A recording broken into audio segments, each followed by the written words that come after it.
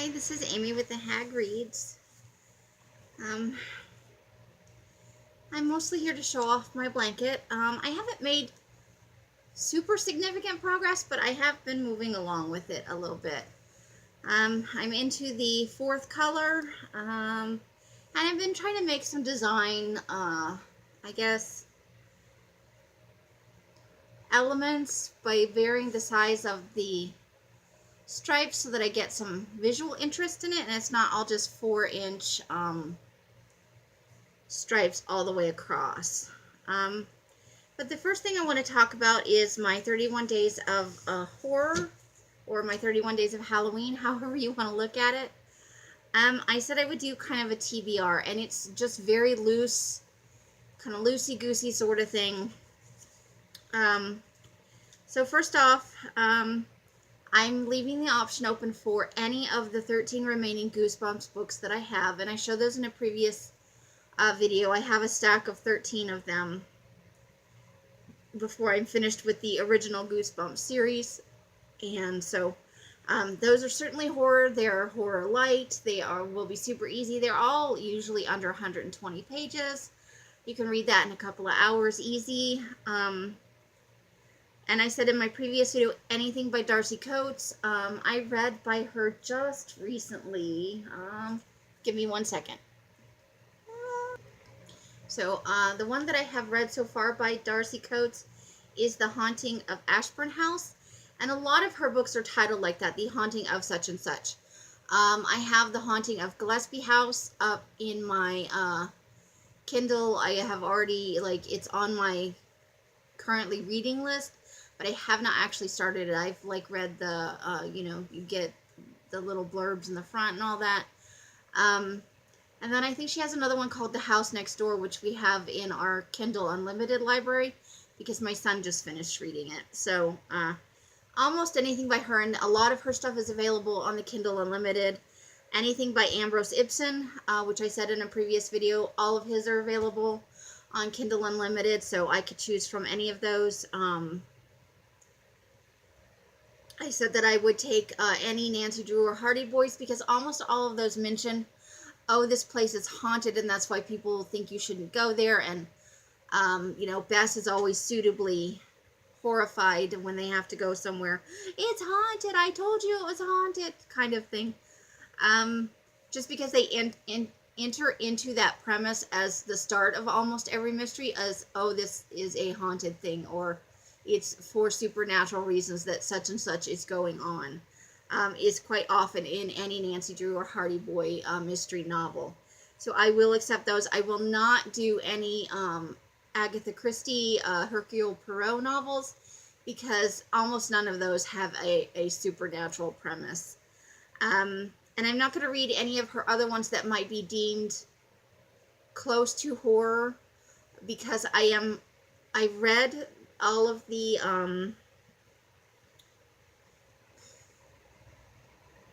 what are the other ones? Not the Agatha Christie. Oh, here, I've got one here. Miss Marple. Jesus. I could not think of it. I've read already all the Miss Marple ones. And I'm working my way through Hercule Poirot in order because that's just how I read. And then after that, I'll read all of her standalone novels. And I have not decided if I'm reading any of the Tommy Tuppence, the husband and wife one. Those just don't sound very interesting to me. So those are the ones I may not read by her. So I will not do any Agatha Christie for this. I have it checked out. We recently found out that our library is switching from, they've never had us do this. You have to go in once a year and renew your library card, and ours are due up right now. Well, my biological son doesn't live with us, and we've been using his card. Maybe that makes us bad people. Maybe it doesn't. But that means that there's 20 books on his card that I have to finish reading and or just plain turn in by the 7th of October, I think. And mostly what's checked out there are the horror movies my son is watching, so that's not that big a deal. But there's still probably 10 books on his card that I would need to finish, and it is one of those. It's actually, it is actually not due until 10/10. But I don't know what's going to happen to the library card because we can't renew it. And I went in and I renewed mine, and I asked about his because he's still a minor and she wouldn't let me do it without him present. So we're going to have to turn everything in and close the card down, unfortunately. But, you know, you got to do what you got to do. And I understand the library, they want to make sure that there are actual physical patrons to go with every card that's out there. I'm sure that's a good way for them to collect late fees and all of that sort of thing, and to make sure that nobody's loaning their card out to other people or that sort of thing. So I have it out, and I have basically until the 7th to read it. I really feel like I should just buy this book because I feel like it would take me all 31 days to read it. But it's not in the budget, so I will try and read it between now and the 7th and see if I can get it done. I had it out before and I had it divided into chunks, and I had read one of the chunks, but I would have to start over again. I was really struggling with it. And I've read it before. It's just, I'm not as in love with Stephen King as I was when I was when I was like 14. So, I do want to reread it for that reason. And it seems like everybody's reading it right now because the new movie just came out. So it's not like I could just turn it in and check it out on the library card. I would probably wait 6 to 8 weeks to get it back again, because like when I said about the Final Girls, there's a list for it. It's not significant, but it's not a new release novel, so it's a 3-week waiting period minimum. And so if there are 3 or 4 people, it could take 6, 8, 9 weeks before I get it back. So it is a possibility. And I will still accept, even if I started it now, and today is the 25th, if I could read it between now and the 7th, because I would still be reading it in October. I would accept that as a part of my 31 days of Halloween. Anything by Richard Lehman, and I have several of his available through the Overdrive app at my library, and a number of his are also available for free through Kindle Unlimited. So, another book that I have, Shallow Graves by Patrick Logan. Let me pause here. Okay, and it looks like Shallow Graves is that kind of horror novel that is about somebody whose life is just falling apart, and suddenly they inherited a house, and it's supposed to solve other problems, but it doesn't. And I'm going to have to pause after I mention each one of these to look it up, because I really put this together on the fly out of books that are listed on my in my Kindle carousel, because I want to read through a bunch of those. They've been in there for, in some cases, up to 2 years. So the next book that I would possibly read is Pandora by Joshua Grant. Give me a minute and I'll come back with a brief description. All right, and it looks like this one is, says Evil is Rising. After retrieving a survivor from an ill-fated research vessel, the cruise ship Emerald Rose mysteriously disappears, and then it reappears, and it transmits the single word Pandora. And of course, some rich tycoon sends an investigative crew out there. Mayhem ensues. It sounds very much like Ghost Ship, the premise to the movie Ghost Ship, kind of, which I really like that movie. I should see if my library has that for my 31 Days of Horror.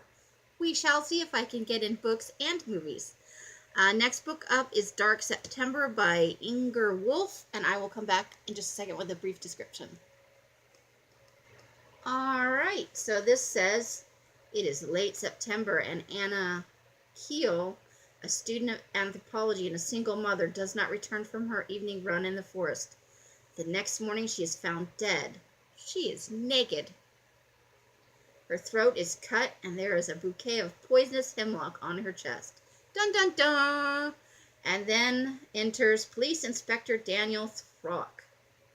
In charge of the investigation, it leads him to a case of a prominent scientist and a specialist in neurochemistry. Says suspenseful and fast-paced. So, this is the start of the Daniel It's Troick. Troick? Series, which I have never heard of, but we'll see. Sounds interesting, and it's been in my carousel for a while, and I keep thinking the cover looks good. Next book up for possible reading is The Ghost of Lakeforth Hotel by Amy Gross, and this is one my son has read, so let me come up with a brief description for you. All right, and it's Amy Cross, not Amy Gross. When I looked at the cover on the carousel, it looked like a G, but it was a C. So the initial sentence in the description is, do ghosts get to choose where they haunt? Do they get to choose what they become once they're dead? Those are interesting questions. The last little paragraph is, The Ghost of Lakeforth Hotel is a horror novel about a girl who rents revenge for her murder and about a woman who discovers years later that the living can never escape the clutches of the dead. Dun dun dun. It sounds interesting. I like the questions at the beginning. Those are actually pretty, if you think about it. If you were going to say there are ghosts, and I am inclined to believe that there's something else out there. I just don't know what it is. But would they get to choose, and what would they choose? Those are interesting questions. Another possibility is Lurk by Adam Vine. Be back with a brief description. All right, so Lurk is going to be creepy. Some secrets should stay buried. College student Drew Brady never wanted the power to spy on his friends. But late one night, he finds a box of old Polaroids buried under the house that can change to show him whatever he desires. Drew finds himself with the power to watch the people around him without them knowing. Dun dun dun! It says, a blistering page-turner. Lurk is a horror unlike you've ever read. Well, we shall see. I'll definitely try and include that. That just sounds super creepy. Then I have Awakening by J.D. somebody, and I'll be back with that. All right, it looks like this one is a zombie novel, and the author is J.D. Demers, D-E-M-E-R-S. I couldn't read my own handwriting. So after a contagion engulfs humanity, zombies rise to feast on the few survivors that are left. But they are not the worst monsters to come out of the plague. There is hope. Through Christian Hunt. Though Christian Hunt is immune. But how many lives will it take to bring his gift to what's left of mankind? Dun dun dun. And that's the whole description, folks. Another one is Burn the Dead by Steve Jenkins, and I'll be back with a brief description. Oh, I don't know if I want to read this one. This is another zombie novel, and it says, Steve Jenkins' Burn the World uniquely takes the modern-day pop culture zombie phenomena and spins a fresh, exciting, chilling tale unlike any other of its kind. I have a hard time believing that. Focuses on an everyday man who burns zombies for a living. His life is turned upside down when he finds his own wife infected and his 4-year-old son trapped inside a quarantine area. That actually doesn't sound all that exciting to me. I don't like it when they involve small children. It's tedious because of the amount of care of a 4-year-old or an infant. Anything under, I guess, can run fast enough to escape zombies. It leads to so many problems in a novel, and I don't enjoy reading about children in like zombie novels. It just doesn't appeal to me. I will give it a try, though. That is as far as I got, because I think between the possibility of any Darcy Coates, any Ambrose Impson, any Richard Lehman, I have it, Goosebumps, Hardy Boys, Nancy Drew to choose from. That was just like the first couple of spins in my carousel for horror. I have a couple in a library haul that I'll be doing in a couple of days that I requested specifically for my 31 days of Halloween. So I think I have enough to do 31 days, and it'll be interesting to see if I wind up reading any of these as part of my 31 days of Halloween. But any horror novel that I come across between now and the 31st of October will be ravenously consumed as quickly as possible, and we'll see if I can read 31 horror novels in 31 days. Wish me luck.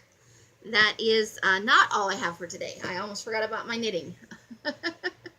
Not that anybody cares but me, but you know, I'm excited to be knitting a blanket. So let me see if I can get you a smooth down. So I finished the red and the orange, and then I have, I don't think in this light you're going to be able to tell. It looks black, but that is the chocolate brown, followed by the cornmeal, which is a yellow color, and so the brown is just a 2-inch stripe. The cornmeal is going to be another 4-inch stripe. After that is, I haven't completely decided what color I am yet. I'm kind of playing it by ear. But I will be able to show you in maybe a week or so, finish the cornmeal and do the next couple of stripes.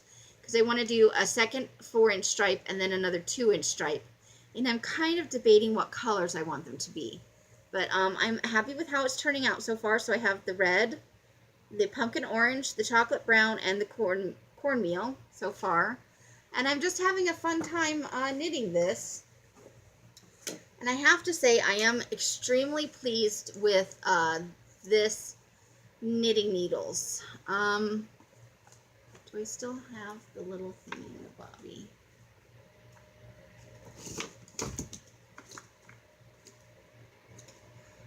I don't. So I don't have what kind it is, but I will tell you that I recently was watching a knitting podcast, and these are extremely popular and hot right now because it's a metal inside covered by a plastic coating, and these are extremely flexible, but they don't like get bent or hold. I'm sure if I like folded it directly in half, I could probably screw it up, but very flexible. The coating on the tips is just slick enough, so you don't get that sticking that you might get with a bamboo needle. So I can knit pretty quickly. But I am so excited with my progress on this. I got my sample out for all of the Halloween scarves. We've had a couple of people buy, you know, some of them. So that's been kind of fun. But I really want to work on this blanket exclusively. I'm kind of hoping maybe I can get it done by the end of October. But I can't read and knit. So with the reading that I have planned, I don't know that I can get there. But it is something that I can work on while I watch horror movies. And I have, dust bunny. That's the danger with yarn, dust bunnies. But I am making pretty good progress there for the time I've had available to knit, considering how many scarves I've knit in the meantime. And those are just so much fun. So that is all I have today, under 20 minutes. Yay! I will see you again tomorrow. Happy whatever time of day it is for you if you have watched to the end. Thank you so much, and I will be back tomorrow. I already said that. Bye!